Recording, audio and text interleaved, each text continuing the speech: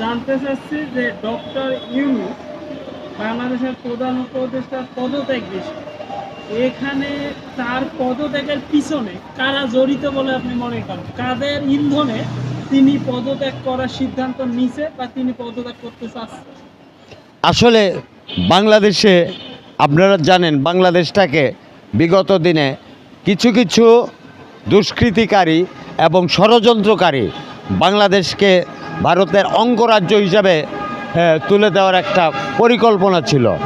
তারাই বর্তমানে রাষ্ট্রে অন্য কেউ, তাদের ইন্ধনে অন্য কেউ রাষ্ট্রের ক্ষমতা আসতে চাচ্ছে এবং তারাও একইভাবে এই রাষ্ট্রকে হয়তোবা কোনো একটা ধ্বংসের দিকে ঠেলে দেওয়ার জন্য তাদের নিজেদের স্বার্থে ডক্টর ইউনূস স্যারকে পদত্যাগের জন্য দাবি করছে।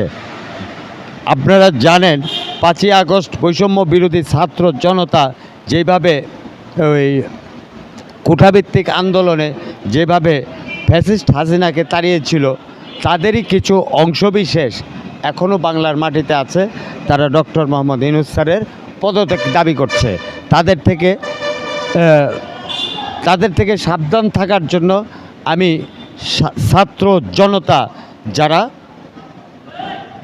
শেখ হাসিনাকে তাড়াতে সমর্থ হয়েছিল, পাশাপাশি সেনাবাহিনী, নৌবাহিনী, বিমান বাহিনী, বিজিবি, পুলিশ, আনসার প্রত্যেকটা বাহিনীকে আমরা উদারত আহ্বান জানাবো যাতে কোনো ক্রমেই ডক্টর ইউনূস স্যার পদত্যাগ করতে না পারে। ধন্যবাদ।